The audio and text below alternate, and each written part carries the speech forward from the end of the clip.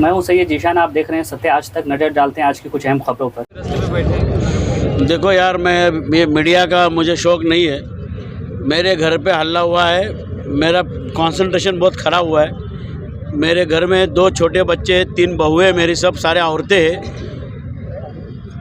वो आमदार का लड़का मैं डर के बात नहीं कर रहा हूँ।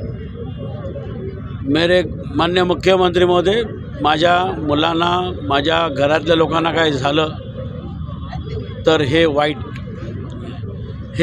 आहे, हे अतिशय वाईट आहे आणि याला पोलीस प्रशासन अतिशय 100% सहकार्य करतो आहे।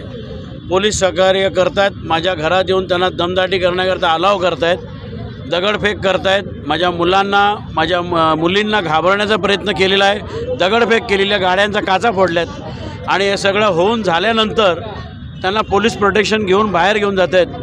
म्हणजे असं असेल तर मुख्यमंत्री महोदय सरळ प्रशासनाला सांगा ना, गोळ्याच घाला ना, त्यापेक्षा हे हिजडे चाळे बंद करून टाकायला सांगा ना। तुमच्या 100% ढकले तो बिकाऊ आदमी है, उसको तो लात मार के हकलना चाहिए। आज मेरे परिवार पर बीत रही है तो मुझे पता है ना।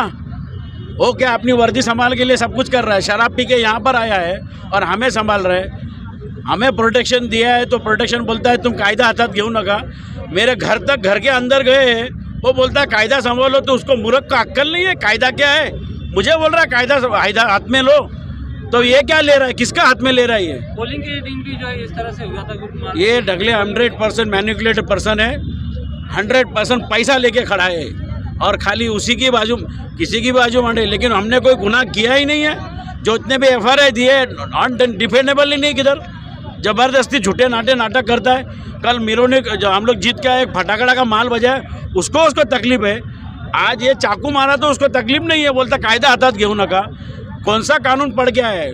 मुख्यमंत्री मध्ये याला लात मारून हाकलून लावा, नाहीतर कायदा सुव्यवस्था बिगड़ण्याचं कारण एक में ढगले हैं। सर, कितने लोग घर में घुसे थे और क्या? मेरे पास वीडियो शूटिंग मैं आपको दे देता हूँ।